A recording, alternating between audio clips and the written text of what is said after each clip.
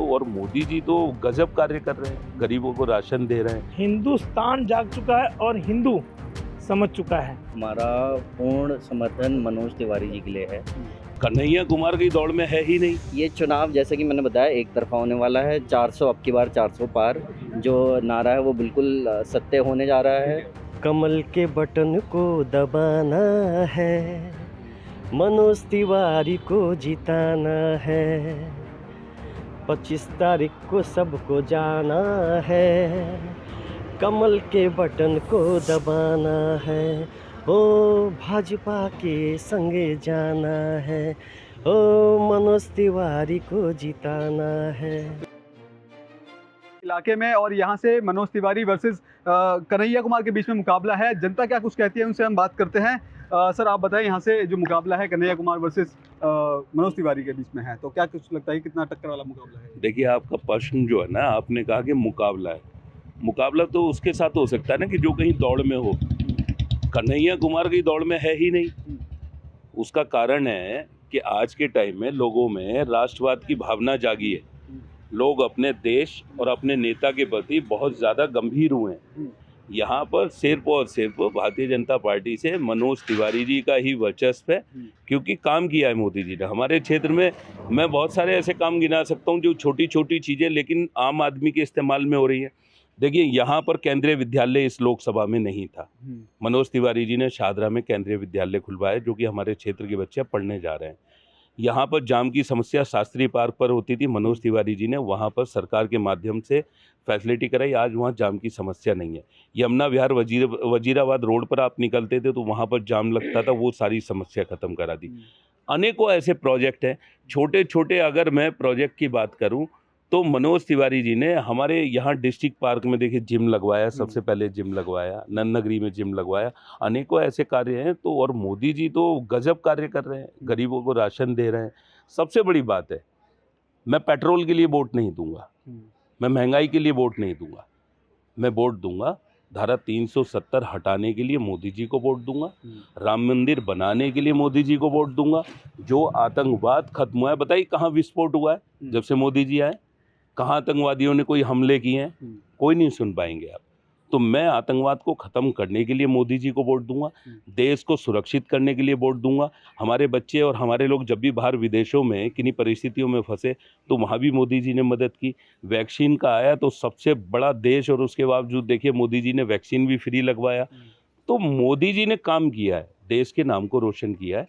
तो और मोदी जी आज विश्व में एक सर्वमान्य नेता हो गए हैं। तो जिस नेता के बाहर का राष्ट्रपति पैर छुए, विदेश का राष्ट्रपति, तो हमारे देश का गौरव बढ़ता है। ठीक है, पूर्वांचल वर्सेस पूर्वांचल की लड़ाई है। नहीं, ऐसा है कि पूर्वांचल वर्सेस पूर्वांचल का कोई ऐसा नहीं है, क्योंकि वो भी पूर्वांचल से हैं तो मनोज तिवारी जी भी पूर्वांचल से ही हैं, उसमें ऐसा कुछ नहीं है। लेकिन आप पूर्वांचल के होने की वजह से ये थोड़ी ना है कि आप अपने वक्तव्य को, पुराने वक्तव्य को देखिए ज़रा किस तरीके से बोलते रहे हैं।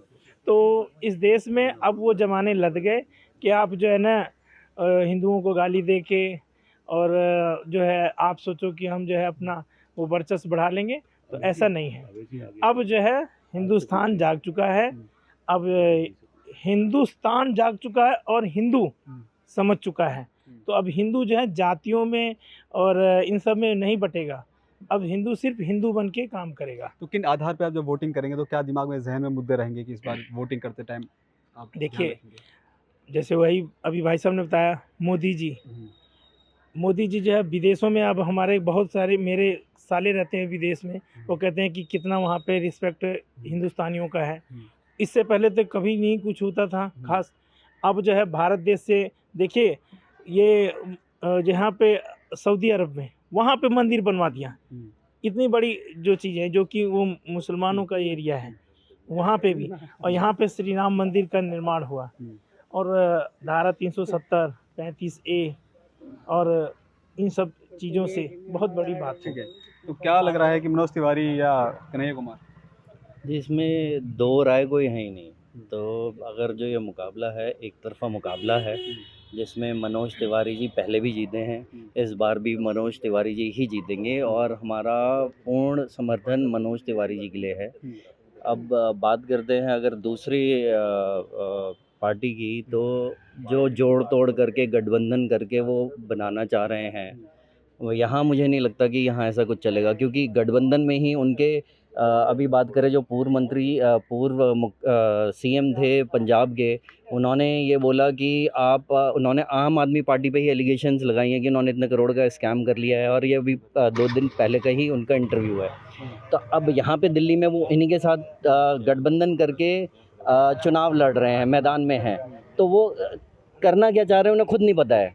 एक तरफ वो अपने ही गठबंधन में जितनी जोड़ तोड़ के पार्टियां हैं उन्हीं के खिलाफ बोल रहे हैं, आम आदमी पार्टी कभी कांग्रेस के लिए बोल रही है, कांग्रेस आम आदमी पार्टी के लिए बोल रही है। तो ये चुनाव जैसे कि मैंने बताया एक तरफा होने वाला है। 400 अब की बार 400 पार जो नारा है वो बिल्कुल सत्य होने जा रहा है। तो यहाँ से मनोज तिवारी पहले भी सांसद रह चुके हैं, क्या कुछ ऐसे काम करवाए हैं जिससे आप संतुष्ट हैं, और क्या आप फिर से चाहते हैं कि आप वो बिल्कुल रिपीट मनोज तिवारी। कुछ काम ऐसे हों जो आप हाँ, बहुत सारे काम है। फ्लाईओवर बनवाए, जैसे नंद नगरी में फ्लाईओवर बन रहा है, शास्त्री पार्क फ्लाईओवर बना, ये सारे काम हैं। ये इसमें मैं ये भी कहना चाहूँगा कि ये चुनाव हमें सबको समझना होगा, ये देश का चुनाव है, ये कोई राज्य का और किसी क्षेत्र का चुनाव नहीं है। तो इसमें देश को, अगर देश की तरफ से हम देखें, ये देश का चुनाव है जिसमें पूरे विश्व में जो आज की स्थिति में भारत का स्थान है और भारत का जो नाम हो रहा है, हर जगह भारत की जय जयकार हो रही है। ऐसा नहीं है कि कोई एक या दो लोग इसके बारे में बात कर रहे हो, ये सब लोग बात कर रहे हैं और वो दिखता भी है। और उन्होंने अभी जैसे ये बताया कि इकनॉमी बूस्टअप हो रही है, और अब वो अगर इस बार दोबारा अपने 5 साल जब आएंगे तो इस बार ही उनका पूरा जोर रहेगा कि भारत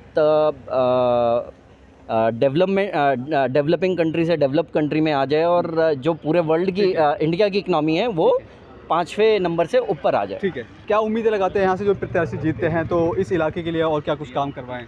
अभी तक तो बहुत कुछ किया और हम उम्मीद रखते हैं कि आगे बहुत कुछ करेंगे मनोज जी से। और तो कौन से काम से आप संतुष्ट हैं मनोज तिवारी जी के? मनोज जी के सारे कामों से संतुष्ट हैं, जितने भी काम उन्होंने किए हैं। मैं तो मनोज तिवारी जी के लिए एक बात कहना चाहूँगा और सभी जनता के लिए कहना चाहूँगा, कमल के बटन को दबाना है, मनोज तिवारी को जिताना है, 25 तारीख को सबको जाना है, कमल के बटन को दबाना है, ओ भाजपा के संगे जाना है, ओ मनोज तिवारी को जिताना है। तो क्या लग रहा है इस बार जो 400 पार का नारा है, कितनी सीटें भाजपा लेकर के आ पाएगी? हम तो कह रहे हैं 400 पार पूरी लेके आए, हम तो यही कहेंगे। तो ये वो तमाम लोग थे जो ये इस इलाके में रहते हैं और लोकल हैं, और इस बार इनका ये भी कहना है कि जिस तरह से पिछले 2 बार जो सांसद रह चुके मनोज तिवारी ने इस इलाके के लिए जो कुछ विकास करवाया है, वो चाहते हैं कि एक बार फिर से वो सांसद के तौर पे इस इलाके से जीते, और कुछ ऐसे और भी काम है जिसको लेकर के इस इलाके में और विकास हो सके। और साथ ही साथ इस बार अब ये देखना ये दिलचस्प होगा कि 25 तारीख को जो चुनाव हैं, तो ये जनता जो वोट देगी उसका जो निष्कर्ष होता है वो क्या कुछ साबित होगा। कैमरा पर्सन कमलेश कुमार के साथ मैं संदेश सक्सेना, पंजाब केसरी.com, दिल्ली।